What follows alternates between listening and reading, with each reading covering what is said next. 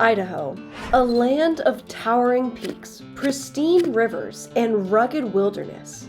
Yet somehow it is the only western state without a national park. That seems peculiar, but why is this the case? And are there places in Idaho that deserve to join the ranks of Yellowstone, Grand Teton, and Yosemite? Well, let's talk about it.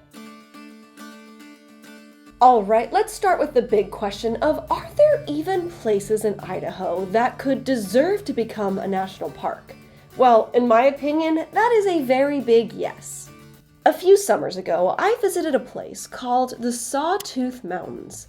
These mountains are often called the Alps of Idaho, and they are home to jagged peaks, over 400 alpine lakes, and a backcountry that rivals any national park in the US. I have such a special place in my heart for these mountains. Their unique shape, the crystal clear waters, and the vibrant greenery all stick in my memory as one of the most beautiful places I've ever seen. But it's not just the scenery that made it special to me. In fact, there is one more very big thing, and we'll get to that soon. But first, let's keep talking about potential national parks in Idaho. Craters of the Moon National Monument is a surreal volcanic landscape full of lava flows, cinder cones, and underground lava tubes. I think this place is so incredible, and I've actually already made several videos on it because I think it is an incredibly underrated and unique place.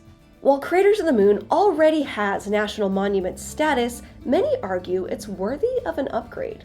It is one of the most unique places I have ever been. It honestly feels like you're on the surface of another planet while you're there.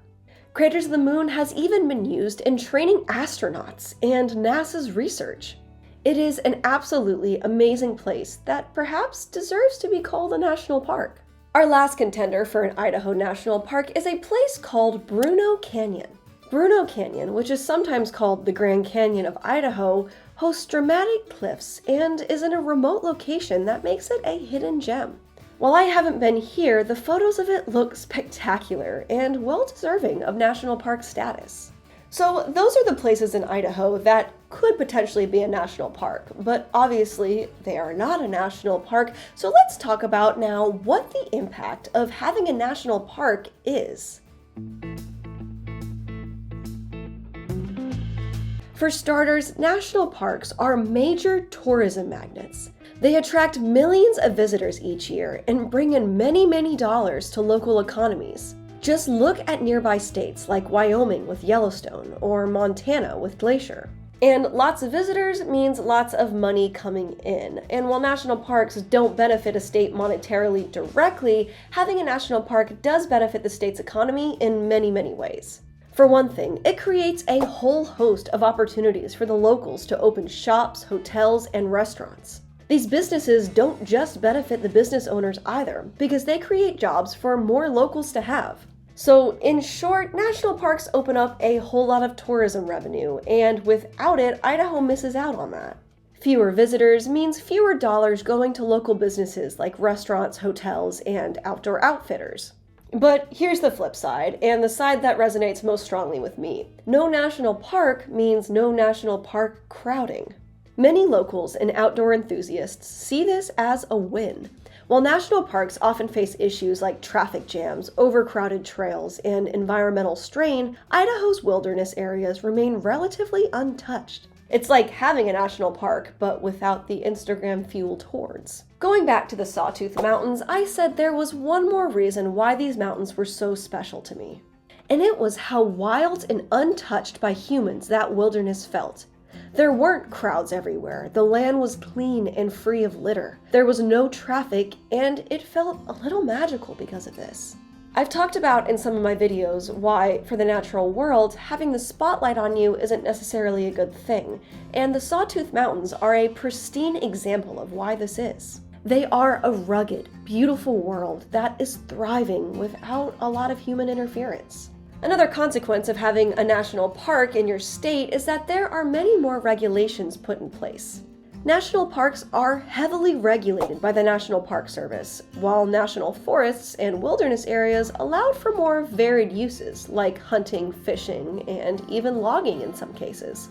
So it's pretty clear that slapping on the national park label holds a whole host of consequences. Some people might see these as positive consequences, while others might see them as negative. So now let's move on to the biggest question of this video, and that is,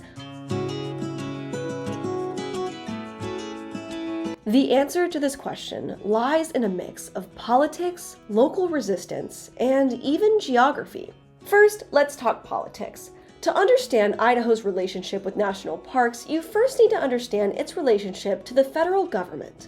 Almost 63% of Idaho's land is already federally owned, and that makes it one of the highest percentages in the nation. This includes national forests, wilderness areas, and Bureau of Land Management lands. While that federal oversight provides important protections for Idaho's wilderness, it also limits what locals can do with the land, from ranching and mining all the way to logging. For many Idahoans, the idea of turning even more land over to the strict rules of the National Park Service is a hard pill to swallow. Not to mention, as I said, the regulations put on national parks are much stricter than those put on other federal or even state lands. Unlike national forest or BLM lands, which allow for multiple uses like grazing and timber harvesting, national parks are far more restrictive.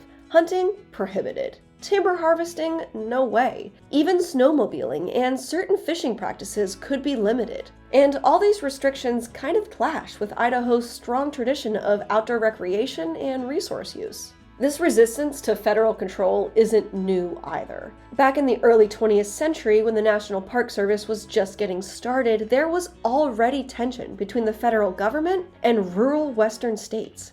Many Idahoans feared that national parks would bring not just regulations, but also outsiders who didn't understand or respect their way of life.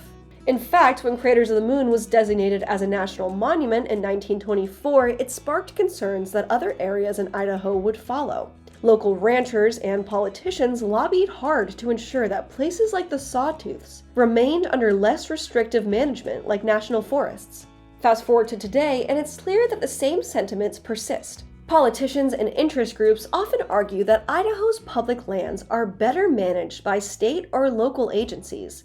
There's even a movement in some western states to transfer all federal land to state control, citing concerns over bureaucracy and a one-size-fits-all approach to land management. So while the idea of an Idaho National Park might appeal to conservationists and tourists, it often clashes with the values of local communities who rely on these lands for their livelihoods or simply value the freedom to use them as they see fit.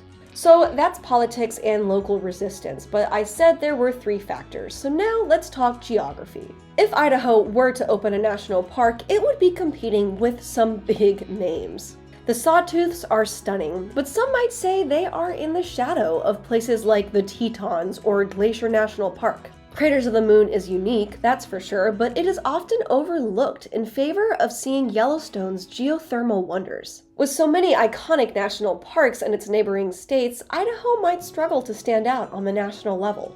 Personally, I have no problem with this, and I don't think many of the locals do either. Because while Idaho might not have a national park, maybe that's okay. Its wilderness areas are just as stunning, and in many ways they offer a more authentic and peaceful outdoor experience. Whether you're exploring the Sawtooths, hiking through Craters of the Moon, or peering into Bruneau Canyon, Idaho's wild beauty speaks for itself. But what do you think? Should Idaho get a national park, or is it better off without one? Let me know in the comments below. Thank you so much for watching. Please don't forget to like and subscribe if you enjoyed this video and want to learn more about our fascinating planet, and I will see you in the next one.